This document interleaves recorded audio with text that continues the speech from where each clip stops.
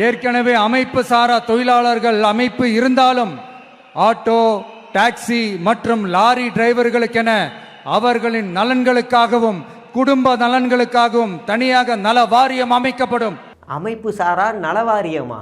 ஐயா, ஏற்கனவே அமைப்பு சாராவுக்கு அமைப்பு இருக்குது, உண்மைதான். எல்லாருக்கும் நலவாரியமும் இருக்குது. வீட்டு வேலை செய்கிறவங்களுக்கு நலவாரியம் இருக்குது, ஆட்டோ ஓட்டுநர்களுக்கு ஏற்கனவே நலவாரியம் இருக்குது, வேனு அதெல்லாம் கனரகத்துக்குள்ள வந்துடும். கனரகத்துக்கும் தனியான ஒரு நலவாரியம் இருக்குது. இந்த தற்கூரிக்கு கீழே இருக்கவங்களுக்கு எதுவும் தெரியலன்னா நீ என்ன வேணாலும் அடிச்சு விடு, அடிச்சு விடு, கேட்டு சிரிப்பாங்க லூசு பசங்க.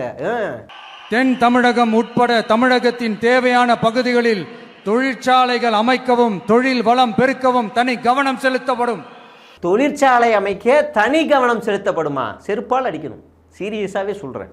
அதாவது மதுரைக்கும் கோயம்புத்தூருக்கும் மெட்ரோ ரயில் திட்டம் வரும்போது வாயை மூடிக்கிட்டு இருந்தாங்க.